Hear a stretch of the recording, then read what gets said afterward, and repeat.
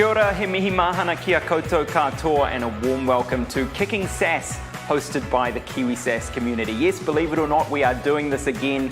Our webinar in December was so popular that we're rolling this into a quarterly series. I'm Johan Casanada, and it's great to be with you for the next 90 minutes. Now, in the tech sector, the biggest constraint to growth can be summed up in one word, and that is people. Talent is getting harder to find, and COVID has made that even tougher. Today, we'll explore how smart companies are attracting, nurturing, and retaining talent. From hiring and onboarding to building an inclusive culture, structuring career paths, and more. We'll be joined by some inspiring guests. We have Ben Gracewood. He'll share his top tips for building great teams after he grew Ven's team of software engineers from 8 to 80.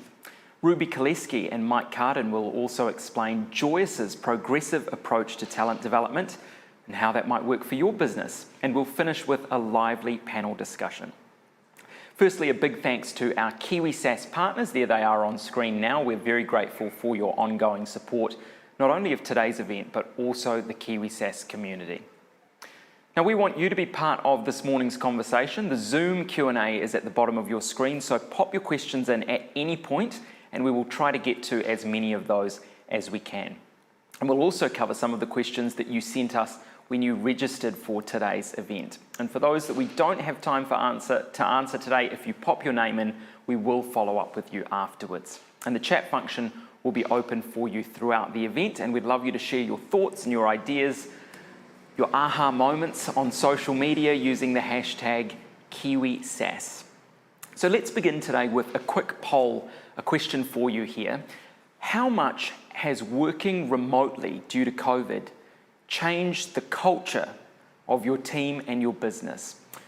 Not at all, a little, or a lot. So how much has working remotely changed the culture of your team and your business? Those are your options. And this is an anonymous question. It's what you think, so don't hold back. We'll give you a few seconds to get your answers in now, and the options should be showing on your screen.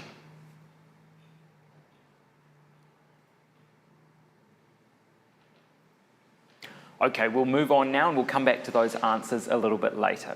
Time now for our first speaker. It's Ben Gracewood, Chief Technology Officer at The Spinoff. Now, Ben knows how to create inclusive, high-performing engineering teams. He built Ven's team responsible for safely deploying software changes every 6 minutes. Pretty impressive. Ben's going to share his top 10 tips for attracting, nurturing, and retaining SaaS talent, including junior onboarding, hiring diversity, and advertising positions. So remember to get those questions into the Zoom Q&A for Ben. Kia ora, Ben, great to see you today. Over to you. Kia ora, thanks so much. Yeah, ko Ben Gracewood, tōku ingoa. Well, great to be here. So yeah, we'll crack on to the slides, hopefully. Okay,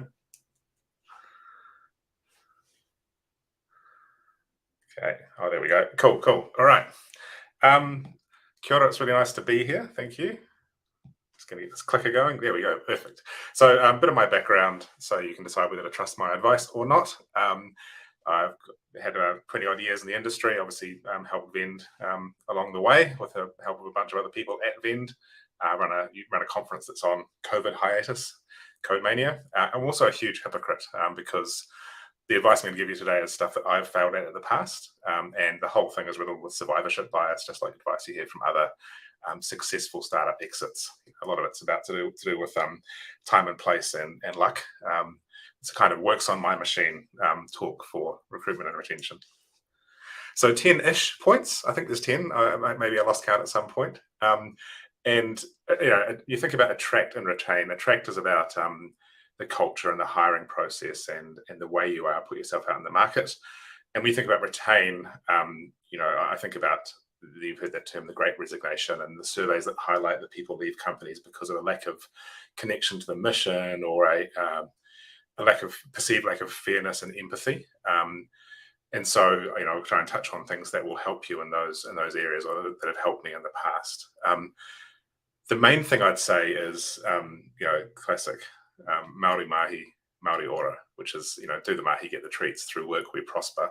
There is no easy answers, right? So a lot of this stuff takes hours and days and years of work to get right, but it pays off.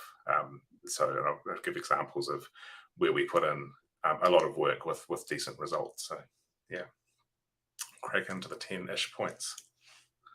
So point one, your culture stinks.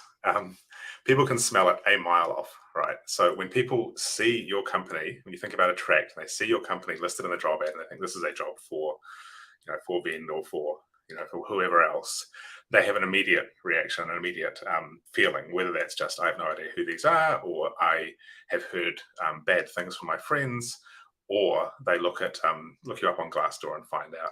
So your culture might be awesome, or it might be really bad, but you have to understand that that's a big part of people deciding whether to apply for the role or work for you. Even if you're super early stage, that culture is already underway, so you want to start as you mean to go on. And I think one thing that was important to us in, I guess, continuing to evolve a great culture at Vend was picking what we wanted to not change. So as we employed more people, the culture would change, but we wanted to make sure we kept certain things. One of those things was our kind of action-oriented environment, that whole thing about shipping code frequently. When we sensed people shying away from taking action, or when we sensed things that would slow down our shipping cadence, we focused on fixing those. So like, how do you know how your culture smells? That's a really tricky one. I think be honest. If you hear people tell you something out in the market, often your reaction can be, oh, you don't know, our company, you haven't worked here. I think you just have to actually take that as honest perception and work out why someone has that perception. Potentially even, mind your no hires feedback. So like if someone decided not to join you or decided not to apply, ask them why. So you can sort of get an understanding of how your culture is perceived in the market.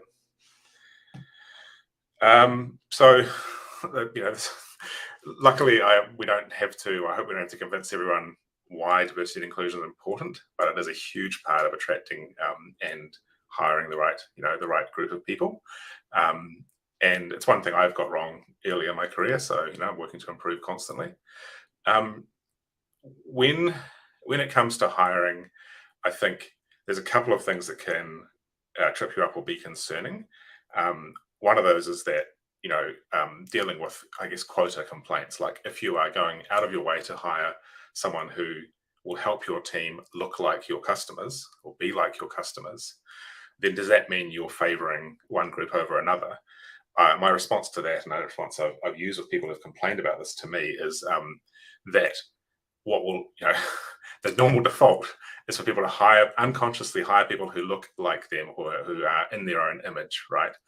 And so if you're actually encouraging people to look for a wider group by, say, implementing a Rooney rule, which is that at least our candidate pool has to be diverse, then you are going to find the best person overall, not just the best person from your in-group, which is your natural inclination. So by forcing you to go outside your own in-group, you can actually get better people. That completely played out for me. Absolutely stunned by some of the people we were able to hire, and their abilities were well beyond what I probably would have hired if I just hired my mates. So I'm just going to take a drink. Yeah. So then we go on to like recruitment brand. So how do you put yourself out there in the market? This is something I learned from Kirsty Grant, which is that, there is a thing similar to that culture thing. There is a thing that people will think when they see your company name. There is a minimum. There's a thing called startup theatre, which is attractive white people playing ping pong with their dogs in an open plan office, right?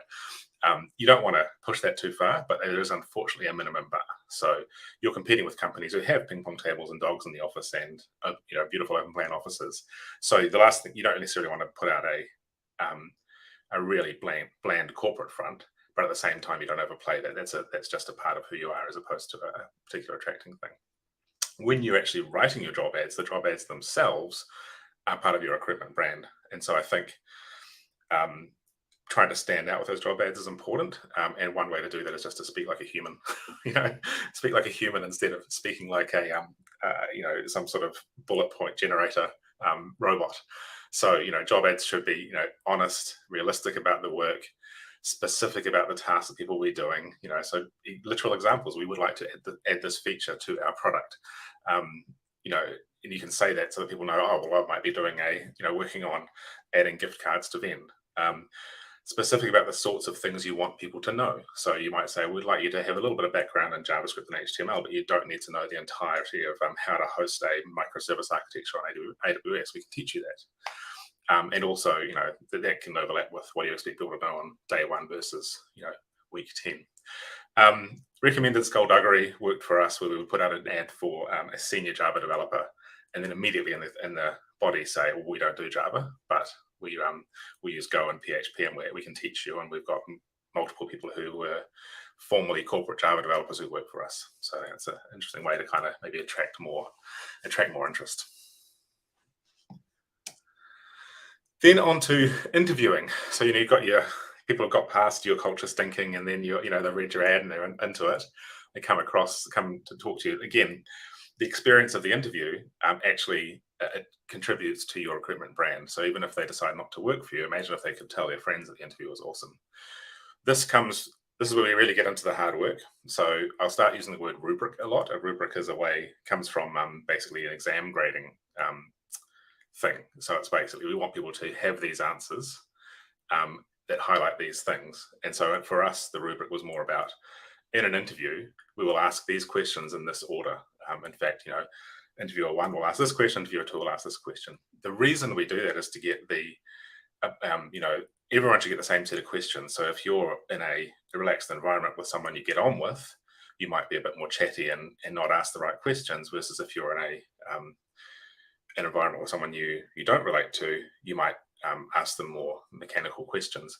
And so the point of a rubric is to try and make sure everyone gets the same questions, which is fair, right?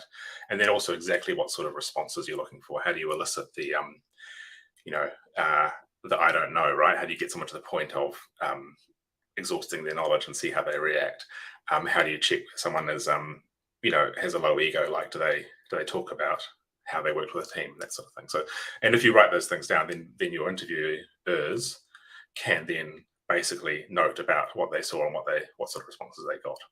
And then I think, fairness across all dimensions is really, really important. So not everyone has the courage to solve a whiteboard problem, stand up and solve a whiteboard problem. Not everyone has the time for hours and hours of interviews, right? So you want to make sure that your interview is fair for a single mum with, 3 kids at home, as it is for a young dude who's just graduated, right? There's some ideas on that I can, if you ask questions, I can respond to. And then also trying to make the no hires advocate. So if someone spends all this time interviewing with you and you come to the conclusion that you're not going to hire them, I think the very least you can do is specific feedback on where they failed, which comes back to that rubric. Hey, we felt you didn't give us, or we felt that you're not a good fit on this dimension. They can disagree with that, but at least you can give them fair feedback. And then also potentially even things like Prezi cards for time spent, right? So hopefully then they go away and think, oh, well, this is a good company. I didn't get a job there. But if their friends ask, should I interview there? They go, yeah, sweet. Interview was a good experience. So then it comes to, seniors or juniors. Classic question, who should you hire for? Or more, more appropriately, are you hiring for experience or aptitude? And I think, this is, depends on your stage of your company, right? If you're a brand new startup hiring your first hire, I guess you do want some experience, right? Having said that, my controversial opinion is that, coding is easy. I don't know if it's controversial or not, but, everyone can pretty much learn to code. But the aptitude to fit in with your company and be a really good performer, good contributor is a very different test, right? My lesson from all of this was I consistently overestimated the effort it would take to get less experienced coders up to speed, and consistently underestimated how productive they would be after 3 months. Caveat is, once you have the culture and infrastructure in place, which I'll get onto in a few more slides. So once you have a great supportive culture and the infrastructure in place that's safe, for rapid iteration, then I think you will be surprised by how quickly you can get, say, Dev Academy graduates or people who are cross-trained from other industries or fresh grads out of uni up to speed. And so that means that potentially biasing more towards aptitude is the right answer as you want to grow quickly.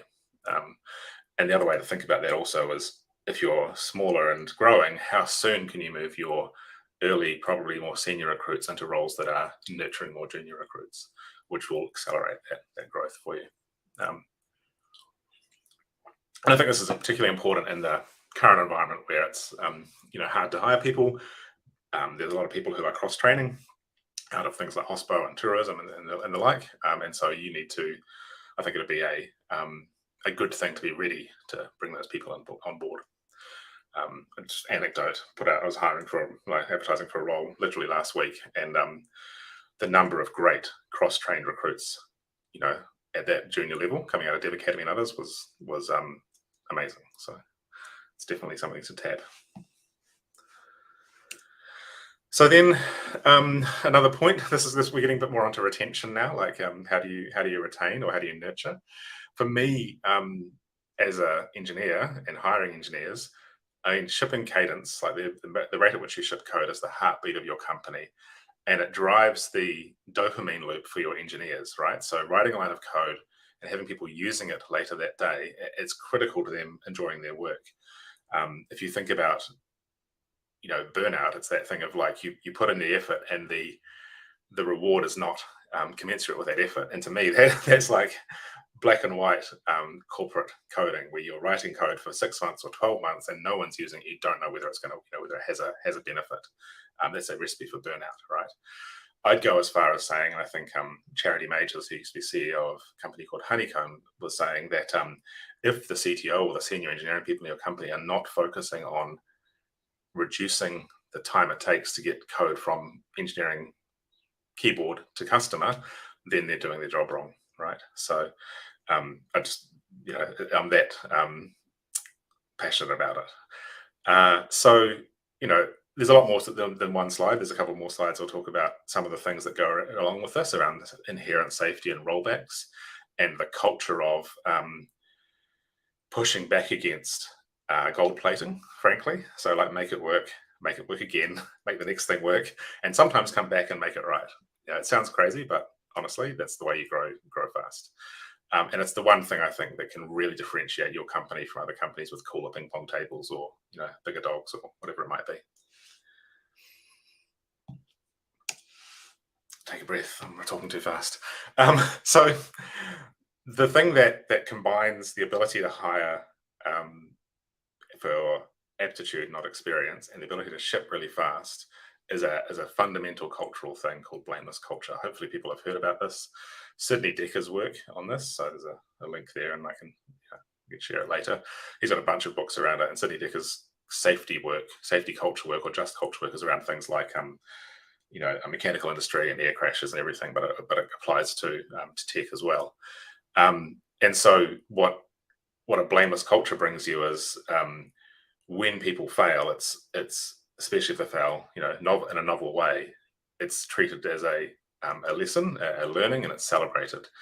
And so that means genuinely celebrating learning failure. So if someone discovers a new bug, that's fantastic, right? Especially in production. Otherwise, the customers would have discovered it. It's proper post-incident reviews. So again, using a rubric, getting in a room, saying, why did this happen?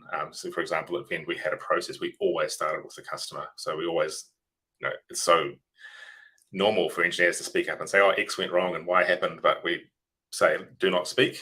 The support team come in and they say exactly what their experience was. These many customers called us. This customer was, yelling down the phone at me. This customer lost data, whatever it was, right? So you listen to that first, and then you work into, okay, what caused that to happen and why? So that's a proper post-incident review, and then properly prioritizing fault tolerance and remediation. So out of that review, if there's we should fix X, or we should change the terminal color of the production environment so that it's bright pink so people know they're in production. That's the thing you prioritize. You don't put it down the list. And so that rolls back into I think that trust and support and empathy, so people feel like they're listened to and feel like that's important to the company, as opposed to just kind of, I don't know, money or whatever it might be. So then, probably a huge topic for one of my 10-ish points, salary incentives. But I think, again, you see the word rubric again there, and you think about Maori mahi, Maori ora, like the last thing you want to do is have a casual chat with someone about a pay rise, or a giant spreadsheet with 2%, smeared across the board. that does two things, right? It drives bias, so it drives people, giving the people they like or the people they talk to most the biggest pay rises, and it also drives frustration about fairness and just simply equity, right?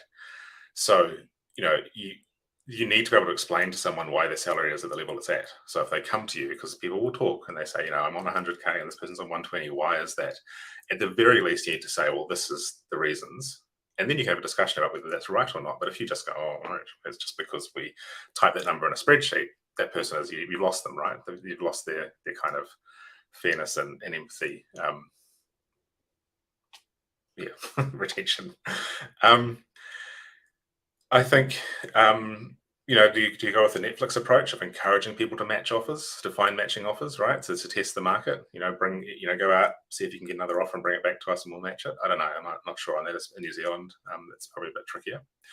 And then equity, again, one sub bullet point. So shares, options, whatever it is, super, super tricky. I think, especially in New Zealand, as a founder or as a manager, you can feel like it's a huge deal to give someone, a certain percentage or options in the company. It's like, this is a big deal, right? I'm giving up ownership. However, I don't think it has the same impact for employees, especially junior or new employees, as it does for you, or you think it does. And especially like in the US and San Francisco, where everyone has a friend who's benefited from a IPO or a trade sale and made bank on options. It's not so much in New Zealand yet. Hopefully that'll change a bit. But really, I think that initial conversation about, hey, we're going to give you some equity, we're going to have a 1 year cliff and 3 year earnout, it's kind of exciting. But I reckon within 6 months max, the employees have discounted that to zero in their heads, unless you've got an IPO like booked, in 3 months' time. And so that means you just need to pay market salary, and the options are a top up on top, right? Which you can then, use for retention or for explaining why the role of your company is better than one with a same salary, right? So, and thankfully, it seems that when I first started at Vend, it was kind of a little bit different, but these days it seems that VCs and funders and founders are a bit more on board with paying market salaries and not so much about saying that the startup or the tech culture is a perk. I mean, it is, but you still need to pay market salaries. So career progression, same thing. You're going to have people coming to you and saying, how do I become a senior engineer? What do I have to do to be paid the same as this person? The career progression and salary are kind of combined. But again, unfortunately, do the mahi, right? Put in the work. So I'll go through what we did, which I think was quite a significant amount of effort, but it really paid off. So there is tons of rubrics out there already for this. There's levels.fyi and a couple of others that I can share, but where basically a lot of companies have shared their engineering progression ladders, right? What is like junior, like I think Apple has I1 through I12 for individual contributors. There's all sorts of stuff there, right? But so you can use those, you can look at them and say, okay, well, this is the sort of levels we should have. But then it comes down to how do you level people?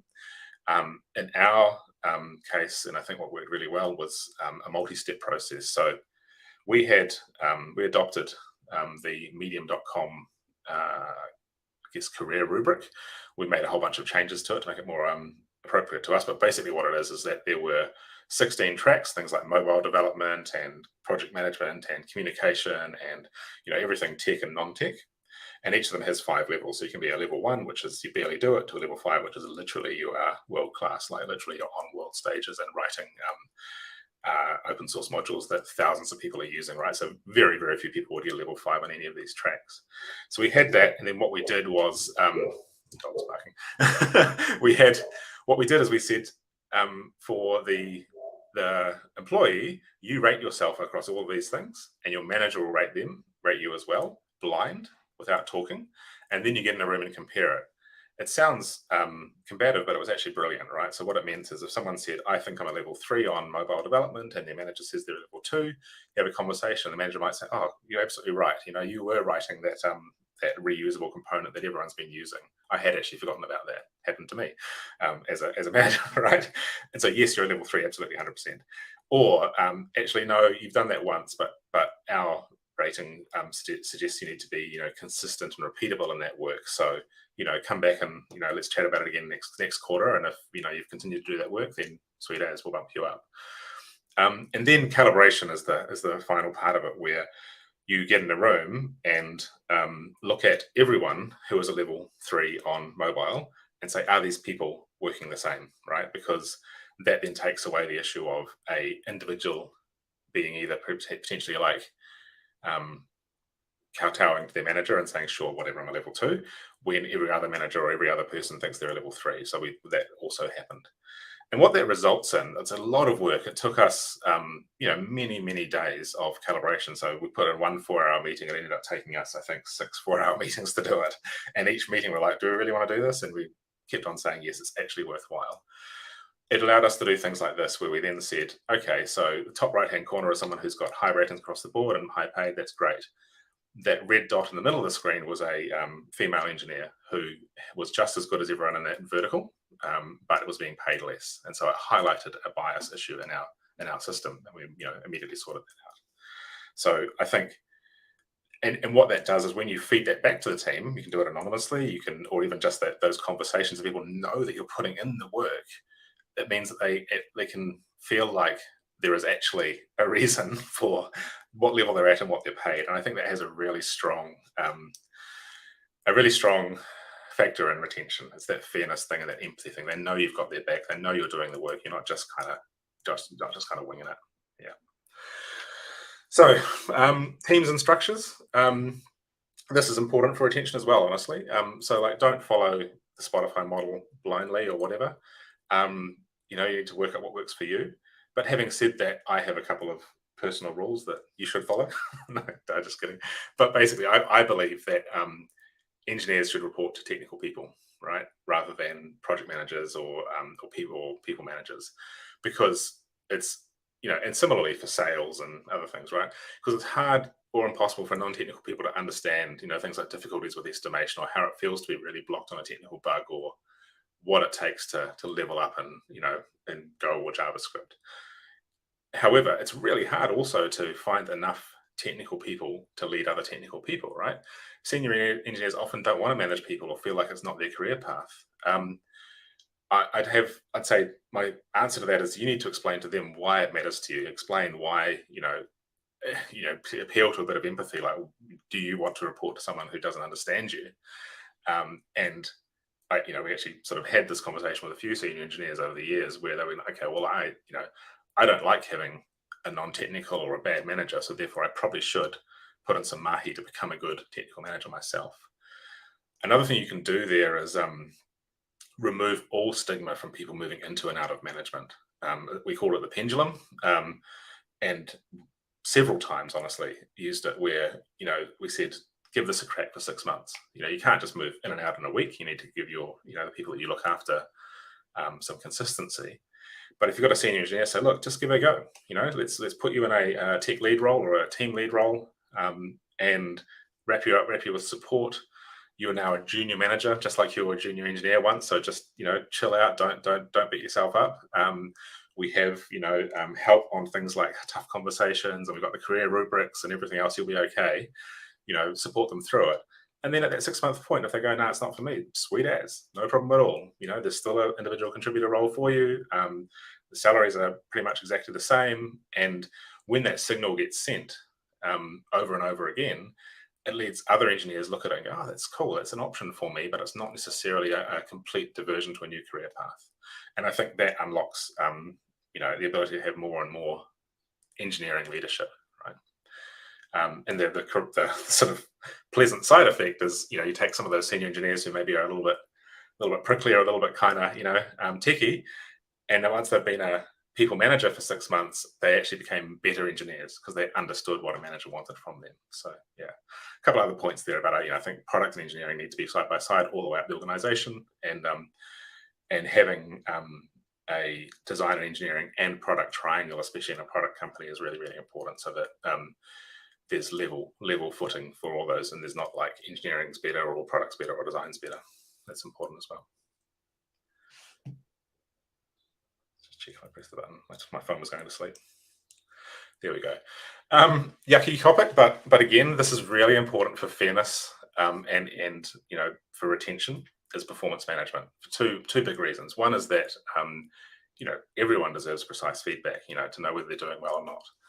The second is that you will very quickly piss off your good engineers if they see a obviously underperforming engineer or staff member not being dealt with. Sucks, but this is the truth. I've often had I've had good and bad performance conversations. The good ones ended up being some of the strongest performers I've ended up working with. It's really good. And I think advice there is if you've used those rubrics and that you have those sort of things in place up front, it's kind of unfortunately like a code of conduct at a conference that I'm used to, where you don't need it until you do, right? So if you've got all that stuff in front, you can then go to the person and say, hey, we've noticed that you're not performing at the level you need to perform at. Here's what we think you need to do. This is probably pretty late in the conversation. You have the more gentle conversations first, and then you can work through that. Sometimes it can come right, sometimes it doesn't, but you need to be able to do that properly to ensure that you're both retaining your best people and also being fair to everyone, so that people can see that it's not just some sort of arbitrary firing or whatever, right? One of my favorite leadership books, it's pretty under the radar. I don't hear many people talk about it. It's a thing called Good Authority. It kind of comes in relation to a lot of these things I've been saying about, where it covers things like the fact that the people want to be seen to be achieving, right? It's again part of that dopamine loop of work. You have your parents and you have your manager who can kind of tell you what to do, and so you have to actually use that authority as a manager or as a business leader. It's a really sacred thing, right? And you need to be able to do it well, so that people can both understand what you want, but also feel good about themselves when they achieve things. It covers things like too hard, too quick, which I think I was probably saying in the performance conversation there, versus too soft, too late, which is the thing where people get pissed off about the fairness thing. And there's also a great framework in it for how to kind of request something in a way that is great for your good performers and also covers your bad performers, right? So it's like, a gentle mention first, and then a invitation to a conversation, and then a conversation, and then a boundary setting, right? So like, if someone's good, you just say, hey, did you do X? And they're like, sweet as, I did it, and you move on with your life. But if someone isn't, you can come back and say, hey, when I said, did you do X, I was actually asking you to do something there, and you didn't do it. So you can progress that quite well. It's good. You should have a read. But I think that's pretty much me for time, but also got, through the whole thing. But it's a bunch of 10-ish points, but having, all those things in place that allow you to attract and retain people takes a lot of work. But it does then unlock, the ability to recruit juniors, right? Recruit people for Aptitude. Means that people have certainty about where they stand on their salary and their career. And when you think about maybe when you've left a job, or when you've had someone leave a job, and sometimes that's related. Like, I don't know where I stand, right? You have people talking to their friends about your amazing shipping pace and your blameless culture, right? All of that comes from the things you put in place as a leader, and it comes from your culture, and that culture comes from your leadership, right? So you have to be prepared to ask for these things and do the work, and then the result comes, kind of like, I don't know, working out or whatever. So yeah, that's me. I'm happy to take questions. Awesome. Thanks so much, Ben. So many fantastic nuggets in that corridor, and I love your point around blameless culture. So often it's easy to stigmatize failure in the workplace, but you're talking about the shift to actually celebrating the lessons that come from failure, and that's a pretty useful way of looking at things, especially when we're in a period where we're trying to innovate and move through this pandemic. So thanks for what you've shared today. Let's go to some of your questions that are coming in for Ben. Richard is interested in your experience in onboarding older cross-trained recruits. Richard asks, what are the advantages of these candidates, and what lessons do you have for finding and onboarding these kinds of employees? Yeah, I'll be honest. I don't recall if we did any in particular. Like, we had certainly younger cross-trained recruits, so midwives and other things. But I think that the same thing applies. Is that assuming, they've done something like, Dev Academy. I have all the time in the world for Dev Academy. It teaches people, generally people come out with exactly the same experience, which is how to use, how to work in a project, how to use Git and GitHub, how to write front-end code. And so then, effectively you can treat them the same as any other grad. I think, yeah. I'm not sure if there's anything particular there that I'd be too worried about. Yeah, sorry for the absent answer, but yeah. Thanks for that, Ben. Keep your questions coming in. Rebecca says, we struggle with finding technical staff that want to or enjoy people management. What is your advice to foster that? Now, you mentioned that for some of the people that you've worked with, you say to them, look, you don't really want to be managed by somebody who doesn't understand your work or doesn't come from your background, and they feel that there's an opportunity there for them to step into that space. But can you tell us a little bit more about how you create an environment where those people do want to take on those leadership roles? Yeah, I think it's role modeling, right? So role modeling what you believe good technical leadership looks like, and it's something I didn't really touch on so much, but like there's the HBR surveys about why people leave and the lack of empathy and that sort of stuff, and it's a really hard thing to do. But I personally, and again, survivorship bias, whatever you want to call it, had I think really good results from being really upfront and being myself. So actually standing up in front of the team and saying, we really believe that this is the way to grow a great culture, by having technical people lead technical people. And yes, that means we're going to have to find more technical leaders, or we're going to have to ask people to step up. And here are the ways in which we are going to support you in that. And even having that conversation multiple times with people who sort of maybe complain to me about their manager not being a good manager, and reminding them that this person is a junior manager. They might be, 10 years experience in software. They've never managed people before. So treat them like a grad, put the support around them. And you wouldn't go and berate a grad for writing a bad line of code. You tell them how to do it, right? Same thing. You don't berate your brand new manager for not being able to have a motivating conversation or whatever. You wrap them in support. So I think, hopefully that kind of answers it. Is that it's it's not easy, but I think it comes from that fundamental kind of belief, and then being really, really upfront about that fundamental belief.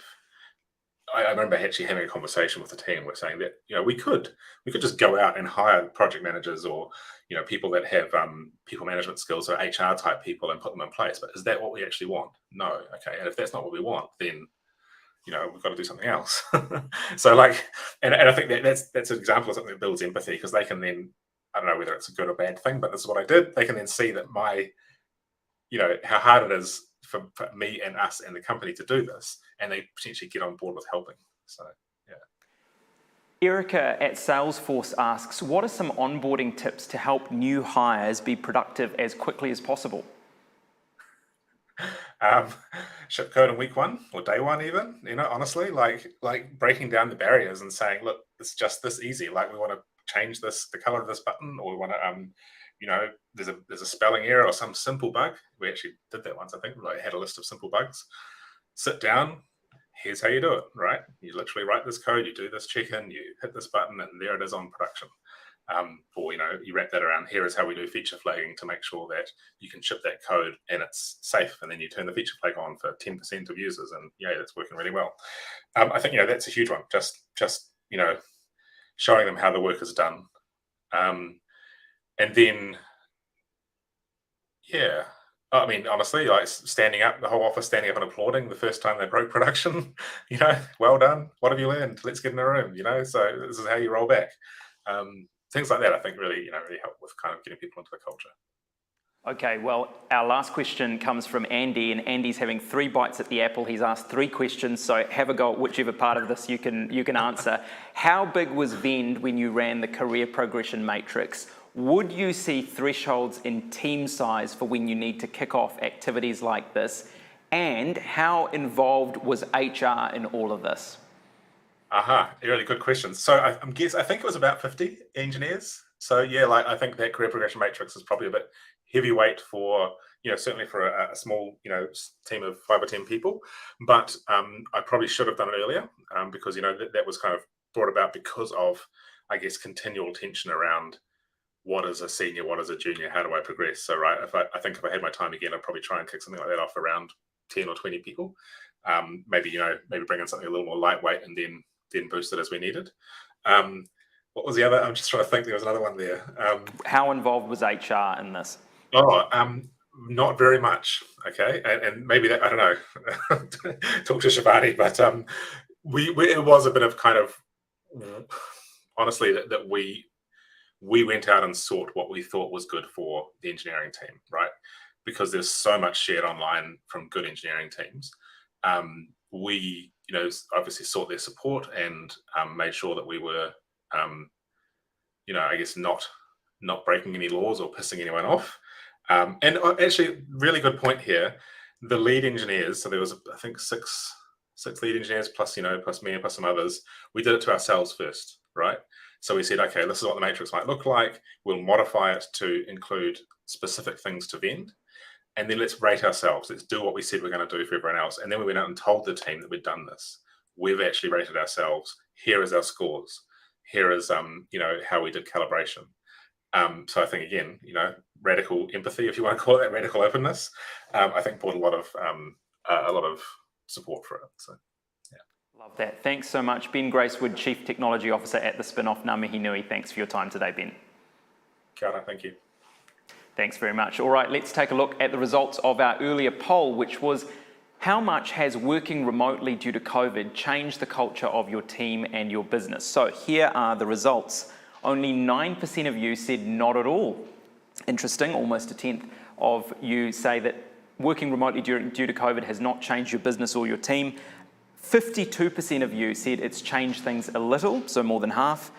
And 39% of you said that it has changed the culture of your team and your business a lot. Very interesting, and I'd love to hear our panel's reaction to that a little bit later. But right now we are moving into our next session, and our next presenters are the co-CEOs of Joyous, the inventor of open employee feedback used by the world's largest employers. So there they are. We have Mike Carden, the co-founder of Joyous. Mike is an HR futurist. He's been involved in a range of leading edge tech projects, while also keeping a very keen eye on how technology changes the way we work. We also have Ruby Caliski. Her job title is Heart of Product. Having previously helped other Kiwi startups achieve global success, Ruby is obsessed with inventing new and better ways of doing things at work. I'm absolutely pumped for this session. Remember to get your questions in via the Zoom Q&A. Morena, Mike and Ruby. Kia ora. Kia ora, e enga mana, enga reo, e ra rangatira mā, ko Mike Carden, aho. So lovely to be here. So I'm Mike, here with Ruby, and we're going to chat a little bit about what we've been doing. I guess that my background, just to fill you in, is I guess I've been in SaaS since the beginning of SaaS, since before it was called SaaS, since the early 2000s, and been through a few iterations of different companies in that time. And I think the one thing we've learned in that iterations, hopefully, is how to do a better job of building an organization. So we'll talk a little bit about that. Ruby. Ko Ruby Caliski, taku ingoa, ko taku mahi ki Joyous, ko te katia ki hua. So g'day everyone, I'm Ruby. I am actually a comedian turned engineer who then shifted into product as heart of product at Joyous, and I'm now lucky enough to also be co-CEO alongside Mike and the other founder, his brother Phil. And yeah, we're also pretty excited just to talk about a few things with you today. And so I guess we'll be sharing a presentation now and talking you through, I guess, four things that we think will be really interesting to share with you today. So I'll let you take it away, Mike. So look, just a very quick introduction to Joyous, just so you understand kind of phase. We're about 4 years old, 40 staff now, growing pretty quickly. In fact, we will probably be hitting, close to that 100 number, even within 12 months. Really on the curve, I guess. We do employee feedback, and we have, some of the world's largest companies as customers, particularly in the US, but also here in Australia and New Zealand. And just to give you a very, very kind of, sort of quick flavour of the philosophy, we're about trying to make work better for people at work, life better for people at work, and to us that kind of starts by making Joyous the best possible place to work. And so just to talk you through what we do, because it's when people hear hear employee feedback, they think of anonymous surveys and they think of HR, and we couldn't really be further from that. So we have a very simple model. What we do is we take any big business issue, which might be the rollout of fiber into people's homes for a large telco, or it might be an agile transformation for a bank. We convert that into little conversations, and so that turns into conversations which typically go to people's phones. They're conversational. People start conversations on the topics.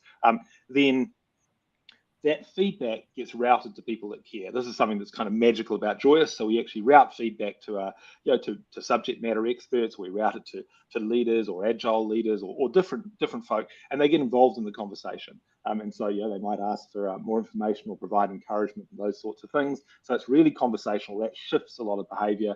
And then we have this great data source of conversations, which we sit our AI on top of, which then extracts the insights and themes out of that. So just to give you an idea, we're not some dull HR platform, and I'll pass it on to Ruby to talk a little bit about how we work. Yeah, so I think the first topic we wanted to cover with you today is a little bit actually about the talent shortage in tech at the moment, and also a little bit about gender diversity, which is a topic really close to our hearts.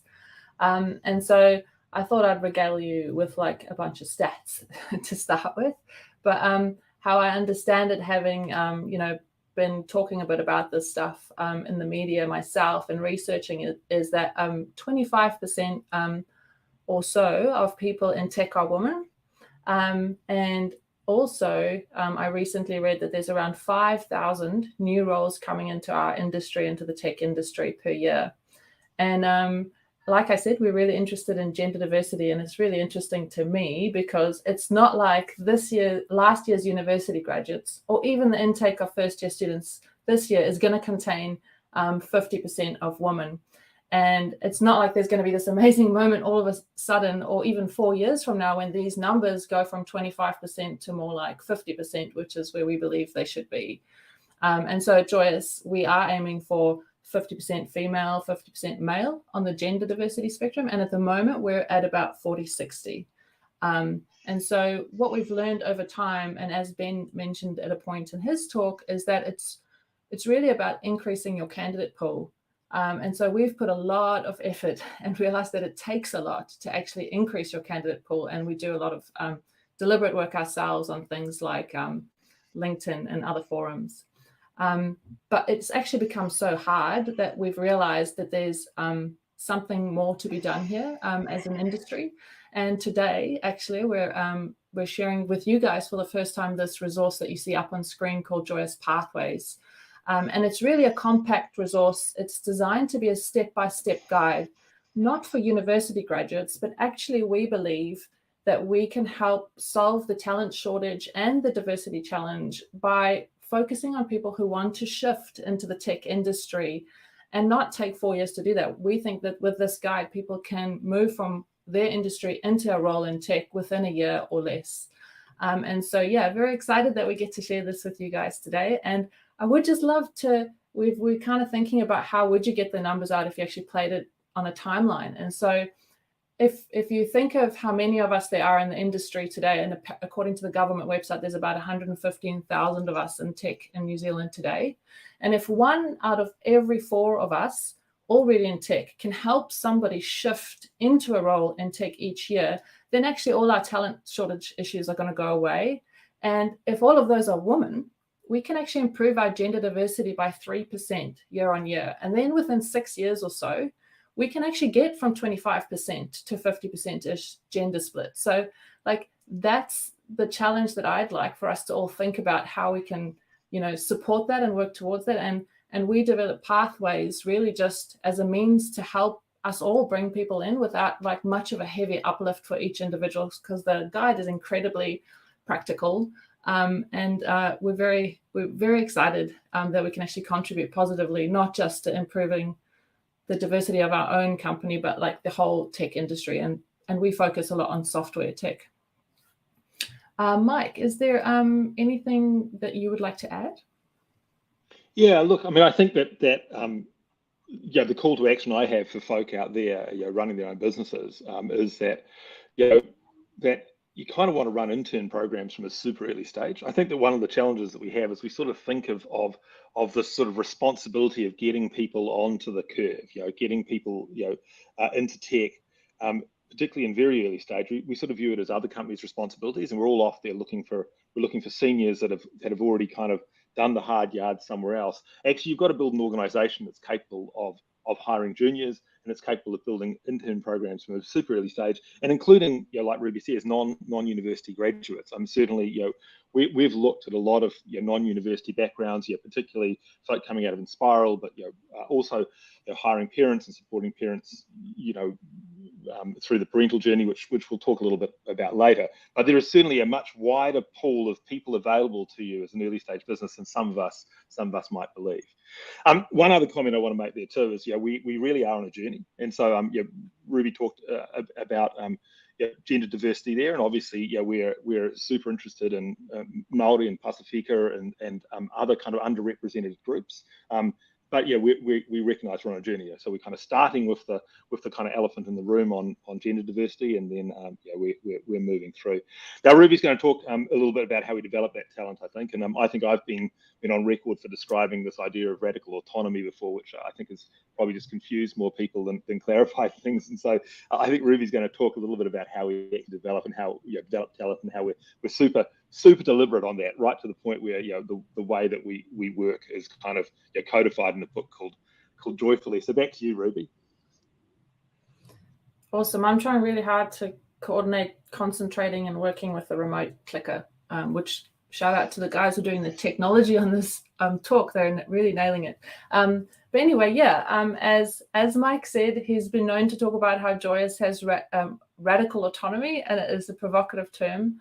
And there is this book that we've written called Joyfully, which you can see on the screen. And it's a book that we wrote that pretty much codifies our philosophy, our org structure, our unique way of organizing roles, how our leaders actually do work alongside the team in the same areas of expertise, and how we don't really consider things like reporting lines. We prefer to think of it as supporting lines. And so, our org charts are flipped around, and the book also totally documents our ways of working, which really helps enable people sort of come up to speed really fast. But when we hire, one of the things we really focus on is creating unusually full stack roles. And I don't just mean in engineering. The easiest way that I can explain that to you is to show you some pictures. Clicker. Go. There we go. So to give you that impression, this is not meant to be super clear, so don't worry that you can't see all the words, but this is kind of a typical org chart, just focusing on customer care, design, product, and engineering, say. And you can see how some of you may have some version of this, but it's, reasonably hierarchical with a bunch of specialist roles at the bottom. And how we are different at Joyous is we try to completely flip that chart. So our leadership is at the bottom, and we have partnerships and connecting lines, shared leadership roles. But most interestingly, what enables radical autonomy at Joyous is the fact that we compress sort of full stack engineering roles, but also full stack product roles, and even full stack sales and customer roles, where we combine sort of 9 roles into one. And because people have this breadth across all these roles, which, by the way, we take out all the noise and we simplify and codify it as much as possible so that they're efficient, but because they can work all the way across that stack, they are almost never blocked, and they are able to achieve massive growth, and they have a huge amount of autonomy because they're just not waiting around for others. And so playing again with the clicker. Well, while Ruby is doing that, it's a fascinating thing when you start to build, like full stack roles effectively, that you actually have to start to think about things like your code environment and your architecture and so on. So you actually don't have to have ridiculous levels of specialization, that you can actually get people to stretch. So when things like full stack JavaScript exist, you might as well take advantage of that, right? You really should take advantage of things which allow you to build roles which have much more breadth. Yeah, and I guess this slide, we chose to share the full stack product stuff because more or less everyone knows what full stack engineering is. But here you can see for us, full stack and product is really broad. It covers customer care, product management, and product design. And we literally roll this into one person. which is reasonably provocative. And we get asked questions all the time about how you hire for this. And really what we hire for is a desire and an aptitude for learning, a want to be really broad and to grow. And we don't expect people to have breadth of experience across these. We expect them to have some experience in one of them, and then we help them stretch over time. And that's how we really enable growth. And so it's important that we screen for this, and we screen for people having a real appetite and understanding for this at the get-go. But we're finding those people, and we're actually building a really, fun organization to be a part of that's highly efficient, and people are growing super fast. Some other things I thought I'd share with you just about the book is that we really have this shared sense of ownership. So no one's working in silos, no one's making decisions alone. And even just in product, as for instance, we have no division of the product. Everyone understands the whole thing. We make decisions about it together. And we do this with engineering and the rest of the company. It's not just the people in product. And we keep this product as simple as we can. And we have a really clear set of shared tools, standards, and practices that we all follow. And because all of that's understood and codified, none of us is expending mental energy on coming up with our way of doing things as each of us work. And finally, I would say, before we go on to the benefits, that we're really also quite deliberate, similar to how Ben mentioned, about providing feedback early on, and potentially that's on performance-related topics. And I do think that many people shy away from this, or they maybe do it in a way that's far more scary than it needs to be. And for us, it's just all about supporting people in a caring way. And once you build the muscle on how to do that, it actually just really helps people to excel. And yeah, I think we're actually lucky. It feels like we're building a good reputation now. A lot of that's because we're sharing our resources like this that I think normally others would hold close, not just books like the two I'm showing you, but we even open source a lot of our benefits and internal IP, which Mike's going to talk to you about next. And I think because we're so big on making work joyous and being really inclusive, like people have started now approaching us because we're just really transparent about who we are. So I think all the good mahi that you do that you're really proud of, like if you could share that along with other people and help other companies and help other employees in other companies as well, I think that's something really worth considering. But for now, I'll hand over to Mike to talk a little bit about I think I'll just talk over the top of you. Sorry, Ruby. Look, I think that when it comes to this idea of autonomy, I think that we have this deep idea, really from the very founding of the business, that you ultimately want to give people the opportunity at Joyous to learn and grow faster than they might elsewhere. Now we're not all learning and growing all the time. We all have good days and bad days. We have times we want to learn and times we don't, but you really want to have that opportunity to be able to learn. And a lot of that really is about creating depth and roles and giving people plenty of autonomy, and then balancing that out with this real sense of collaboration, that you're never alone, that like we never do customer calls by ourselves. We always peer program. We're always in these peers, so that we can kind of feel supported at the most individual level. Hey, so I want to talk a little bit about benefits because I think it's an important piece, and I think the main message in this is there's a couple of things. One is that people come to work for the environment and what you're trying to create and how you're trying to help them grow and give them satisfaction, but they also come to work to get paid and develop financial security. And I think that sometimes we miss that we have both those responsibilities. So in fact, when Ben was talking about ESOP, I'm a very strong believer that if you're going to build a successful company, actually it's your kind of responsibility to build an ESOP program so that the people who contribute to that company can share in its financial success. But that is one of the pillars of what you're trying to build. But the main thing I want to get across here is you also just have to pay market rates and above.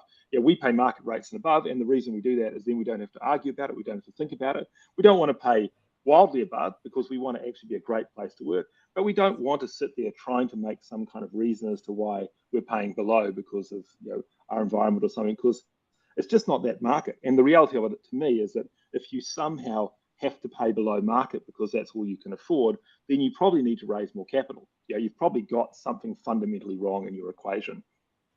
Now, I want to talk a little about benefits, because we're very, very big on actually trying to codify what our benefits are.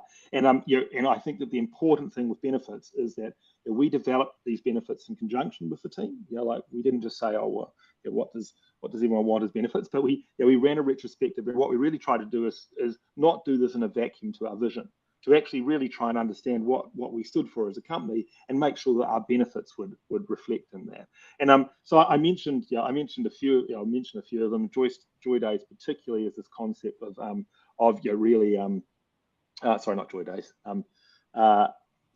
Joy Stock is really this concept of giving everyone kind of ownership in the business. I think that there is this other piece as well, like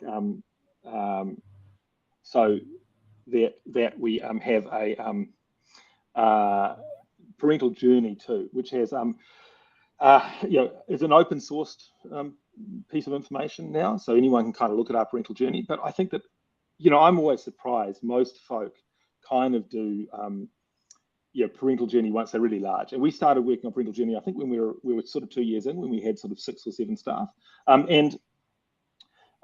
It's an interesting thing. It's an interesting thing when we're looking at the kind of concept of when we're looking particularly at gender diversity. We talk about the balance of folk in the in the industry. Whether we're at 50-50 gender split, but probably more importantly, ultimately, is you've got to look at the gender pay gap, and there is still often in tech a gender pay gap. And when you kind of look at that gender pay gap and you try and understand it, well, given that the law is such that you can't really pay people different amounts to do the same role, why do you have a gender pay gap? And actually, what you actually find is one of the biggest contributors is parental journey. That effectively, whether it's signaling or discontinuity of role or any sorts of things, you end up actually with a seniority gap, where you end up with oftentimes more male leaders and female leaders, and a resultant kind of pay gap. And so you absolutely have to lean into parental journey if you're serious about gender diversity. Now, there's plenty of stuff in the our parental benefit on that, and that includes supporting both parents, so that both parents can become good caregivers, so that when a child is sick later, it's not like just one caregiver is the default go-to person and their career gets disrupted. And so I kind of encourage you to look at that. It is certainly one of the things there. Now, I won't talk through too many of our benefits. The important ones are open source. If you want to look for them, go and look them up. The one comment I would make, actually, before I move on from this slide, is that you've also got to make sure your benefits are kind of not ambulance at the bottom of the cliff. I see lots of people whose benefits are sort of like, when you're unwell, this is what we'll do. Now, that stuff's important, but we're super believers, particularly over this pandemic, of trying to build benefits which also give people time to unwind, time to decompress, time to get away from work, and so on. But also, and this kind of leads me on to the next slide, we've been super big on actually trying to construct experiences at Joyous, for people. Now, I know experience design is a sort of one of those fashionable terms at the moment, but we really have let this stuff develop almost organically and then tried to codify it. So we've let stuff kind of grow out of this. And I don't want to spend a lot of time on the individual elements of this at all. You can kind of see them there. But I would just like to make one last kind of provocative comment, which is that we don't believe in employer brand at all. It's a bullshit concept, typically put together by HR and marketers to go out there and say, okay, well, let's try and sort of somehow paper over the gaps in who we are as a business, in what our culture is, to sort of try and make it seem more appealing to people. And ultimately, actually, I'm not even sure if I believe in culture so much these days. I really believe in kind of a shared sense of purpose, and letting people kind of describe the place they want to work, and then being very, very deliberate about understanding what makes people enjoy work, what makes people learn and grow, what makes people happy, and then kind of codify that. And I'd say that you end up with this sort of nexus between employer brand and culture, which is super, super blurry. But if you try and treat them as individual elements, you'll end up with some kind of inauthentic mess. Mm-hmm. That is the end of my rant. So I'm going to pass it back to you to close this out, Ruby. Yeah, I mean, I guess that was a great rant. It's always fun listening to you. Yeah, I would say just to the audience, as far as paying market rates and developing benefits and experiences like this, there isn't actually a reason not to start early, because on the numbers, even if you just look at that parental journey benefit, there is data that shows it's about, 1% or something of 1 to 4% of your staff are going to become parents every year. And so on the numbers, you can really, like our package costs about 12 weeks worth of pay, the parental benefit one. It's totally worth it, and it's totally scalable because proportionately, as you grow, your funding's going to grow, and you can just build that into your package. And we did them early, like Mike says, so I really challenge you to think about doing that early, and you can borrow some of our stuff to help you get going without having to think too hard. And, we are still working on stuff. We're still building more benefits, and we're wanting to go beyond equity and help our team, all share in our success beyond just equity. So like, I think of this as an ongoing challenge for us. We all do. And we're just really excited with the direction we're going to go in the near future with this as well, which is beyond what we've just shared with you today. And also on the topic of things like, I heard Ben mention ping pong tables and that there was a bar for that. So we didn't go for things like putting table tennis tables or ping pong tables or pool tables or arcade games in our office.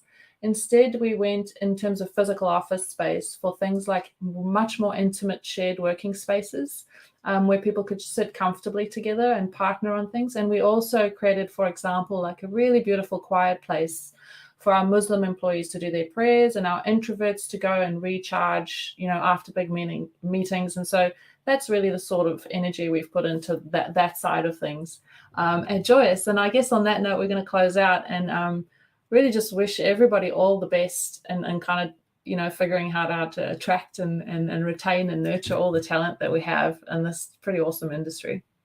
Thank you very much, Ruby and Mike. What a fantastic package of benefits. And I love the concept of joy trips and joy days. I think I need a joy day myself this week. But anyway, we will crack on. We are out of time, but I want to make sure we can pop a couple of these great questions to you that have come in from our viewers today. So Rob from Gallagher asks, in teams and structures, how do you find the right balance between fast customer value delivery, product quality, and people development and well-being?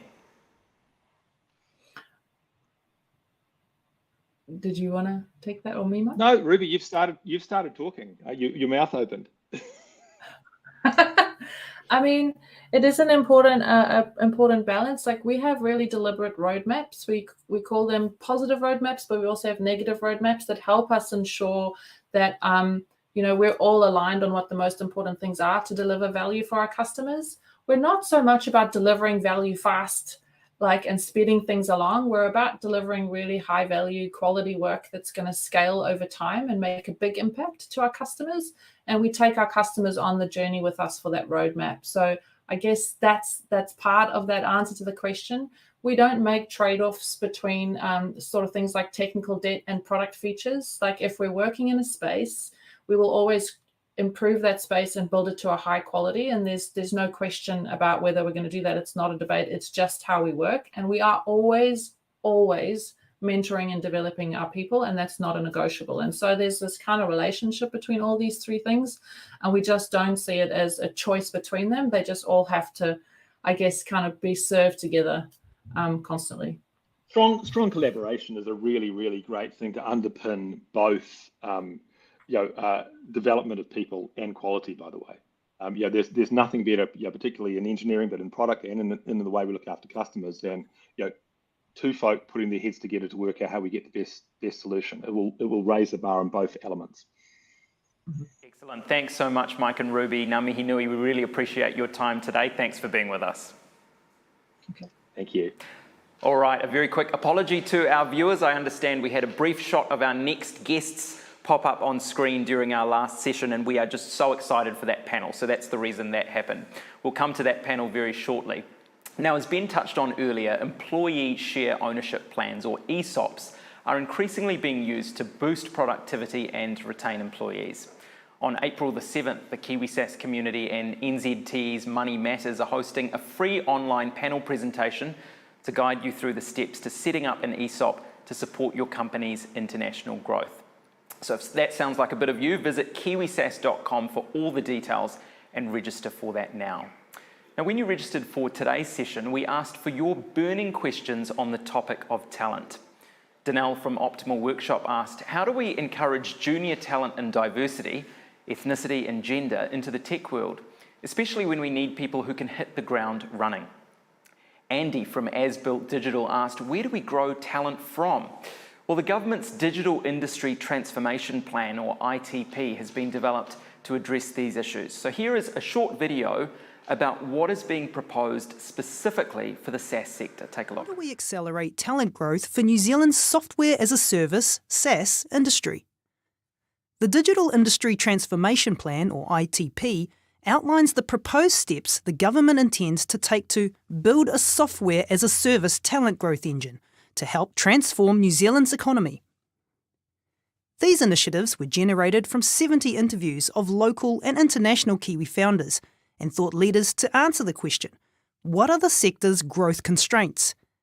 Community and capability were the two leading constraints identified, along with the need for cohesive support from government, which is seen as being fragmented and uncoordinated across multiple agencies. Let's look at how the SaaS talent growth engine will be built. Aotearoa is currently home to over 500 SaaS companies. These individual SaaS businesses support a wide range of different industries: agriculture, finance, manufacturing, tourism, to name just a few. While they have diverse areas of focus, businesses with a SaaS operating model share a lot in common. New Zealand needs to connect the people in our different SaaS businesses so they can address common goals and challenges by sharing experiences, information, and best practice at scale. By connecting, they'll also be able to measure their collective economic impact. So step number 1 is to connect the SaaS community, both online and in person, through the Kiwi SaaS community and its growing lineup of learning events and networking initiatives. SaaS businesses also face some unique challenges. They are generally global from day one, which means often they have to scale their operations quickly. These and other challenges require SaaS management expertise, which are currently in short supply in New Zealand. Building a SaaS academy to address this skills shortfall and to provide vocational training so local people can transition from other industries into the sector will create a more capable local SaaS talent pool. By upskilling our SaaS people, we will in turn optimise SaaS companies' ability to learn. Our SaaS management teams will hire better and improve the way they integrate talent into their operations, ensuring that their staff continue to be developed and want to remain working for them for longer. They'll also be able to more easily identify where shortages of specialist SaaS expertise still exist. Collectively, our SaaS community will be able to provide the government with dynamic advice for more targeted immigration settings, ensuring New Zealand is attracting and retaining the international talent that the SaaS sector needs to grow our economy. The SaaS talent growth engine aligns the SaaS community, the training academy and immigration settings, creating a multiplier effect to maximise impact and maximise growth. Let's take a closer look at how it will do this. A connected SaaS community that combines both physical events and a digital layer will amplify the ability of its members to share their experiences, irrespective of where they live. The data provided by the community on current and future skill needs will determine what courses are offered by the SaaS Academy. This dynamic forecasting will enable the delivery of courses to be matched to actual demand. The Academy will create and deliver courses that are co-taught with experts from the community. This will help grow our local skill base, making New Zealand a more attractive location for migrant SaaS talent. By attracting and retaining the migrant expertise we need most through targeted immigration settings, our SaaS businesses will be able to hire and train better. The more competent SaaS founders and managers within those businesses will, in turn, be able to pay it forward by sharing their knowledge with their peers within the connected SaaS community. Over time, as momentum grows, our SaaS community will become more expert at defining its specific SaaS skill shortfalls. Those areas where we need migrant expertise to co-teach new local junior talent, in conjunction with the SaaS Academy. As these skill gaps are filled, the result will be an increasingly more expert SaaS business community. So there we have it. By accelerating SaaS talent growth, New Zealand will increase its capability and capacity to infinitely scale world-class SaaS businesses. And in doing so, we will maximise our SaaS export potential, ensure more local talent is employed in high-paying SaaS jobs, have a strong SaaS community with shared identity, shared goals, and attract international talent and capital, the two critical ingredients for the sector's key issue, which is supporting high growth. So what do you think of this approach? There is still time to submit your feedback before the end of the month. Head to the news page of kiwisas.com to read the full digital ITP and find out how you can have your say. Okay, this morning we have already heard about the importance of developing junior talent, building diverse teams, and also sign-on incentives. But how else do you attract quality talent that sticks around? That's the key part, isn't it? So I'm joined now by our panel of Kiwi SaaS leaders. Carmen Vizelic is an award-winning founder of two highly successful data-based companies, Data Insight and Velocity Global. We also have Jamie Cormack, the founder and co-CEO of Quantiful, a world leader in consumer behaviour-led demand planning software. And rounding us off, Kirsty Grant, she's the VP People Experience at Aura. This is a retail crime intelligence platform which is scaling pretty quickly around the world. Morena, great to see you all. Thanks for being with us. And do send in your questions for our panel. We have a short amount of time for this, but we want to be punchy and get through as much as we can. So to kick us off, Kirsty, let's go to you first. Tell me about the operating environment for you at Aura and how that has changed the way that you interview and hire and recruit. Yeah, awesome. We want a place to do great. That evolved. Kirsty, we're having a little bit of a problem with your audio there. Sorry about that. Let's get that sorted out and I will come back to you very shortly. I'll come to you, Carmen. What has changed for you as a leader over the last 2 years during this pandemic, and how has that influenced the way that you hire talent? Thanks. That's a really great question. For a long time, we've been a global team. So we've always had people working in different offices around the world. What's changed is really our focus on culture, purpose, and wellness, which is kind of probably an interesting answer for a technology company. But when you think about it, the pandemic is all about illness. Yet actually everybody's been really focused on wellness and why do they do what they do, and the fact that particularly in our industry they actually have choice, and we all know there's such a shortage of talent. So in terms of leadership, there's been just such a strong focus on culture, continue to grow culture globally and enable our people to work in different locations, whether at home or in different offices around the world, as one team, and really focusing on that purpose to say actually this is why we do what we do, so that everybody feels passionate about it, so that we can build culture remotely. And that's obviously a huge challenge, because when people are in the office, everyone has the benefit of interacting and that dynamicness of that people contact. But suddenly when you're working from home and in a hybrid and in a global team, that's no longer possible. So I think that focus has only continued to increase, to look at what are the tools, the processes, the communication, and the focus on our values and purpose to really build culture, which is such an intangible, but that's really the secret of success. Thank you for that, Carmen. I'm sorry for these audio difficulties that we're having. We hope to get those sorted out. Let's try going to Jamie now. Jamie, what about you? What has changed for you as a leader, and how are you having conversations with candidates about what they're looking for in the companies that they're hoping to work at?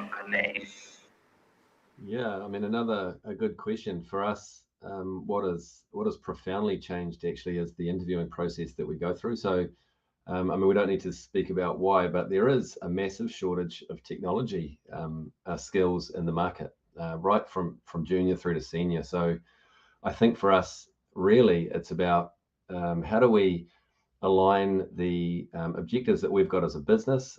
Carmen spoke a bit about purpose. You have to be purpose-led, but from a technology perspective, making sure that the work to be done to develop our tool is aligned to the motivational drivers of the technology people. Because if you can't stay ahead of the technology growth of your employees, you're gonna churn them. And so for us, focusing on those ambitions and making sure that they're part of the development plan through the tenure within our business.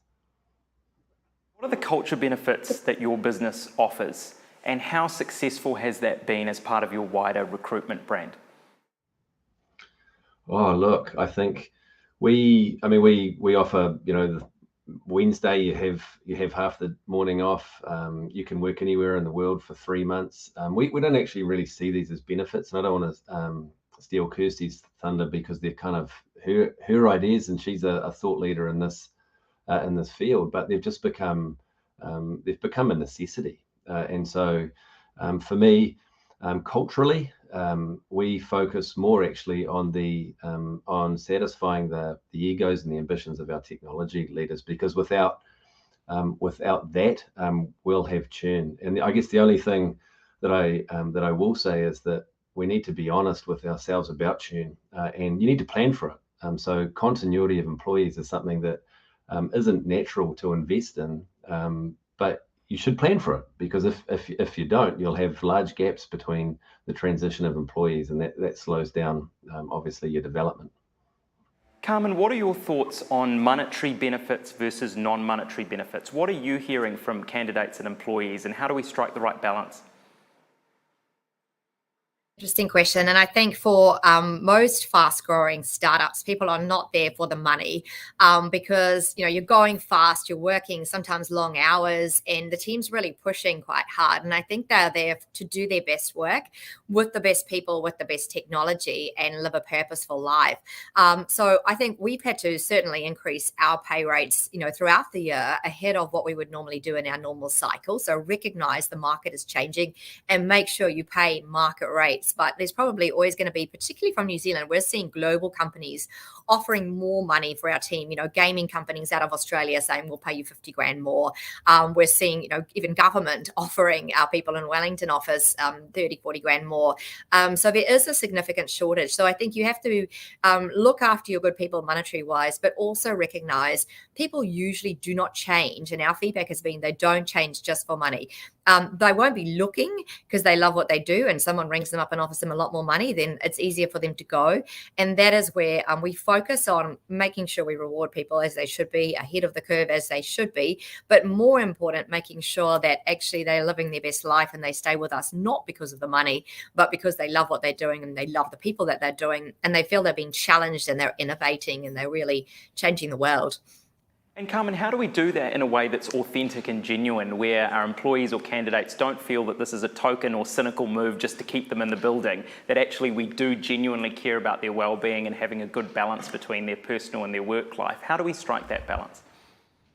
I think it's two things. It's authenticity and also your values, and what you actually live and breathe in your playbook. So our values are that we're people first. And so when things happen like COVID lockdowns or any challenges, then we always think, well, the most important thing is our people and the people that we work for, our ecosystem, and how do we enable them. So I think really articulating and living and breathing your values, and doing things that are intangibles but create culture. So for example, we're fearlessly bold and innovation first, and we have a series of inspiring speakers that come in and share their stories of overcoming challenges and doing new, and that just builds that momentum and that real culture of actually, well, we're excited to be pioneers. And that's how you keep them at fast growing SaaS companies, because then they don't want to work necessarily for the large corporate or for the government. That's going to give them stability and maybe a 9-to-5 job, but it's not going to give them that excitement of actually growing and doing their best work. So I think that's really important to see what are your values, and then to be authentic. So we have a series of things that we do there, but authenticity is really important. We are a little bit geeky. We call each other we've got a dream team, and I send out a weekly update, and I'll use our values in all of my communication so they're living and breathing, and everybody actually uses them. For example, one of ours is better never stops, and every time we're doing a new release, or every time, even if we're making a mistake or we're changing something because we're constantly scaling, better never stops epitomizes us. And we're, even as a leader myself, better never stops means I'm keeping on learning and I'm authentic. So I think living and breathing your values create that authenticity. That's great, Carmen. Let's try and go back to Kirsty. There she is. Kirsty, let's have another go at this. Can you hear me? I can. Fantastic. Yes. All right, we have a great question for you. So, Aura has recently introduced a 4.5-day working week for all staff. I know many of the people on the call today would love to hear more about this. So, is this one of the ways that you've tried to attract and retain talent? Is that part of the culture piece for you?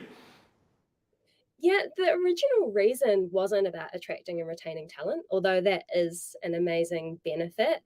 But ultimately, and as I've been diving in and out of this as we address the audio issues, there is this real sense that companies are creating these very holistic approaches to ways of working. And for us, we know that the best work is done, and the problem solving, especially complex problems that come up in high growth technology companies, those are best solved when people are having healthy, balanced lives, and they're actually able to do that best work. So for us, we have a highly engaged team, and we have a company where there's always going to be a million things to do. And the combination of those two things means that we have to be constantly evolving how we're working, how we're prioritizing, but also really making sure that we're being proactive to avoid things like burnout for people. Now, we have wellness leave, and we have heaps of flexibility, and those are all things that are very, very important in companies today. But what we've found is that because people care so much and they want to do great work for their team and for our customers, is sometimes they can be less inclined to take that time and to really fully take advantage of the flexibility. Because in their absence, if they do, the pace is there's a million things that they kind of miss out on. So what we wanted to do was introduce the shorter work week where we're all off together. So everyone is taking that time at the same time, time zones permitting, of course. And, we're all starting our weekends early where, nothing is being done in our absence, and we're getting that extra time to do what we really enjoy. It's been a month now of us doing this. We're doing a lot of measuring around how people are receiving it. I've got some brand new stats to share. So every month we'll ask, did the shorter work week have any negative impacts on your ability to be productive and address your priorities? We've got a score of 4.18 out of 5. So people really do feel like even with a shorter work week, they're still able to address their priorities and get things done. And we've got a score of 4 out of 5 for best work. So people are feeling like they can do their best work as well. So early days, but all good signs. It seems to be well received. That is very impressive. Kirsty, we've got a question here from Joanna from Author IT. She'd like to know specifically if you have any tips for keeping a remote workforce united without the use of virtual drinks on a Friday. What do you reckon? Yeah, so I think every team and every company is a little different. And I think when, COVID first hit, there was a real sense of people trying to replicate what they were doing in the office. And that doesn't always work, and people tend to get a little fatigued by things. So I do just encourage people to, I guess, have a principle of inclusivity. So to have people, focus on really making sure that we are not creating silos, and let people kind of do what they want to do. So, we have a product team that like to play, some games online. There'll be trivia from time to time. There'll be, it's being really deliberate around bringing the team together for those social situations, but not have it be like a burden or annoying and tedious, which it can sometimes get. But yeah, really just listen to the team, let them do what they want to do, but have that inclusivity focus so no one's missing out. Jamie, we have a question here from Cam at Les Mills International who asks, during onboarding, what is the balance between being mentored by seniors versus being given tasks to do and adding value that creates the best first impression? Oh, that's a good question, and I'm by no means the poster child for inducting people, but I think from our perspective, you've immediately got to get into the sprint program and illustrate the recognition of value. And I think Ben spoke about it before, which is the velocity at which you can recognize people for their contribution to the business. The quicker they'll find their sense of belonging. And so And so for us, it's once they're in the business to get them inclusive. And so before that, though, we do have some very prescriptive technologies, as I'm sure many people on this call do. And so how do you get the understanding of those technologies so that you can hit the ground running before you start? And what I find with a lot of our software engineers is that it doesn't take much to get them up to speed, so that they're leading into a program of work as an expert. Thanks for that, Jamie. Carmen, we have a question from Javier from Mikado. How do I get governance to buy into making our place a more comfortable space for women and minorities? So how do we bring governance into that conversation? Yeah, I think it's really about actually who you ask. It's really interesting because, sometimes people who are designing these programs are asking a whole lot of men instead of women. So I would say in terms of governance, set up a steering group that's made up of not just women, but certainly, a diverse group of women, not just all the same women as well as some, younger and older people from your business. So when I say diversity, I don't just mean men and women. I mean ethnicity and I mean age. And so I would set up a steering group and let them create it. I think that's, the most important thing is about empowerment. People that are coming through, especially our younger generation, they have new paradigms, or they don't have the old paradigms that we had.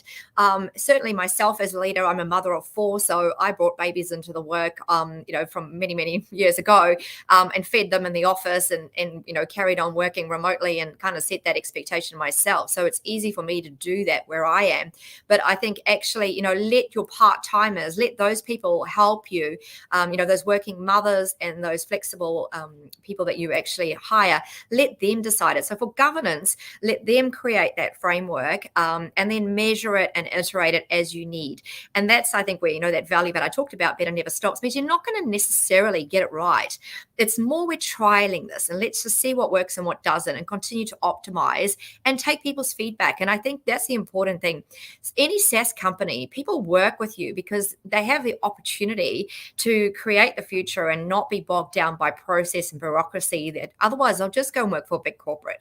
So create the framework and the processes and the ability for them to be the company they want to be, to create the culture that they want to create, and really empower them. So I would think governance is really important, but again, look at how you're hiring and making sure that you are offering those jobs. I think one of the biggest lessons we've seen, and we heard from previous speakers talking about the shortage of women in tech. And I mean, it's a big challenge to get gender diversity and also gender pay equity.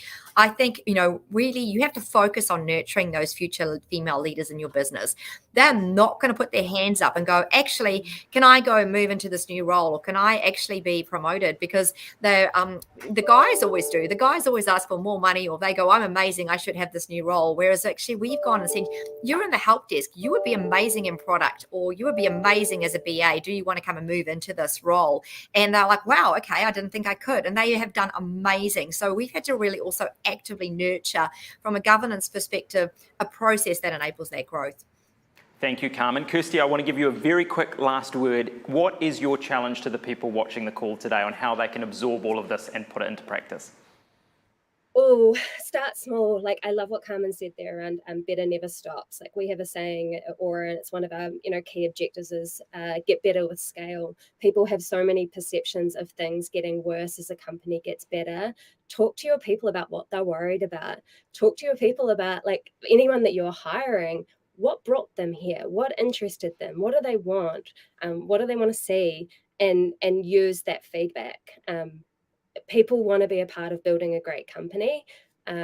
Don't just design from the top and not listen to what people are asking for. Fantastic. Thanks so much, Kirsty, Carmen, and Jamie. We really appreciate your time today. Thank you. And if you'd like to keep this conversation going, make sure you're registered to be part of our Kiwi SaaS community at kiwisas.com. It's free to join and exclusively for NZ SaaS founders, as well as operators, board directors, and their teams. And there's also an affiliate group for SaaS investors. This month, the Kiwi SaaS community kicked off its online peer-to-peer networking program. Now, this is where we connect you with a compatible peer who has similar interests. You have an online chat on a shared topic of your choice, And those who participated last time found it highly rewarding. So we are doing a second online networking round in the coming days on this topic of talent. So make sure you're registered to join our community in order to receive your invitation to participate. And we know that working in SaaS can be lonely, particularly in the regions, and that's why we've started up our in-person regional chapter groups earlier this month with inaugural meetups for those in Tauranga and Queenstown. Jump on kiwisas.com and you can find info about upcoming learning sessions too, including one on pricing and packaging strategy for SaaS, and another which reveals the key to finding product market fit. So join kiwisas.com today, your chance to have a voice and connect with others. That is us for today. What an energizing morning it's been. Thanks for sticking with us through those little technical hitches, and a big thanks to our speakers and panelists, and thanks for joining us. A recording of the session will be available very soon. Enjoy your day. Mā te wā, and I'll see you soon.